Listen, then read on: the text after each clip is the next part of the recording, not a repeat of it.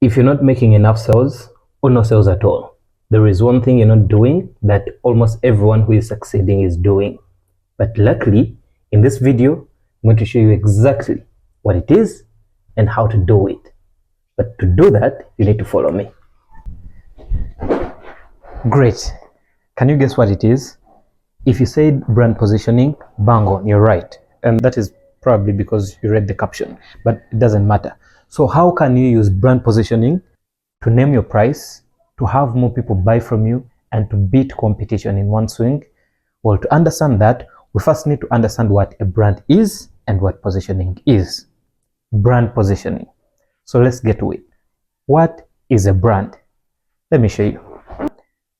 Simply put, a brand is a collection of perceptions in your customer's mind. But what does that mean? So imagine there are two businesses. One, Gideon Electronics. Another is JK Electronics. These two businesses sell the exact product, right? They sell laptops. This is a laptop. And JK sells the exact laptop. These are two different businesses, probably in the same location, right? Same country. Well, Gideon Electronics sells the same computer at 10K Ugandan shillings, right? JK, on the other hand, sells the same PC at 15,000, right? 15,000. But this is where it baffles most people. Gideon sells 10 computers per week, or gets 10 buyers per week. JK, on the other hand, despite selling the same computer at 5,000 shillings more than Gideon Electronics, he gets 50 customers per week. This baffles everyone.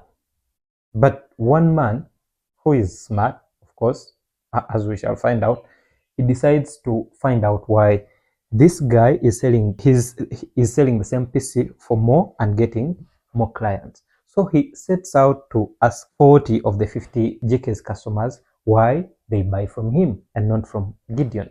And most of them say JK is trustworthy, JK is authentic. JK, that guy is authentic. JK is what? Kind? I don't know. Whatever they say, right?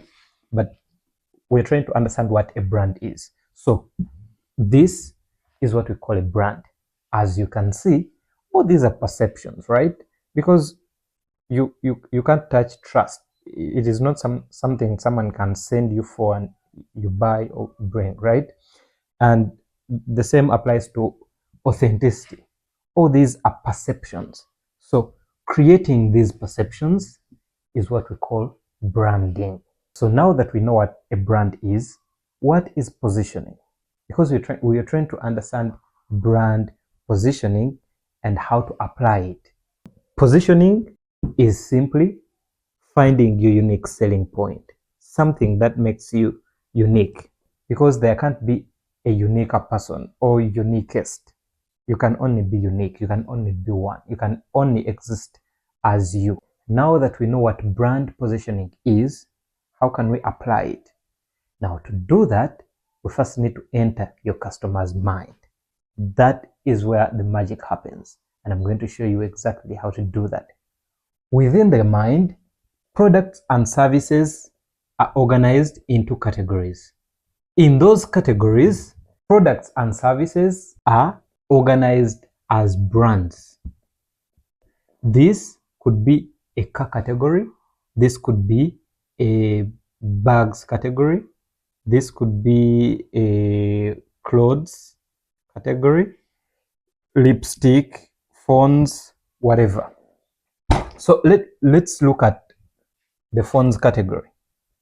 Within the phones category, you might find iPhone, you might find Samsung, Tecno. If you know how products and services are organized in your customer's mind, it is easy then for you to position yours in a unique way. But why should you create a new category in your customer's mind?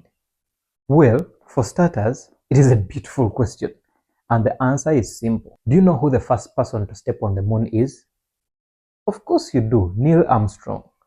How about second person? Chances are you don't know that person. Okay, cool, let's take it further. Do you know what the highest mountain is? Of course you do, you're smart. Mountain Everest. How about the second highest mountain? So, Gideon, what is your point? Well, my point is no one remembers number two. So you can't go and compete in another category where someone has already established themselves. Being first is better than being better because people always remember the first person, the first thing. So basically, the idea is to become a big fish in a small pond. This is how much space you've left for competitors. So anyone who comes to compete with you in the category you've created becomes number two. And like we've seen, it is hard to dislodge number one. It is hard to beat number one. That's it. So sit down and find your unique selling point. Let your copywriting and entire marketing just focus on your unique selling point. And that way you'll beat competition, name your price, and increase your sales.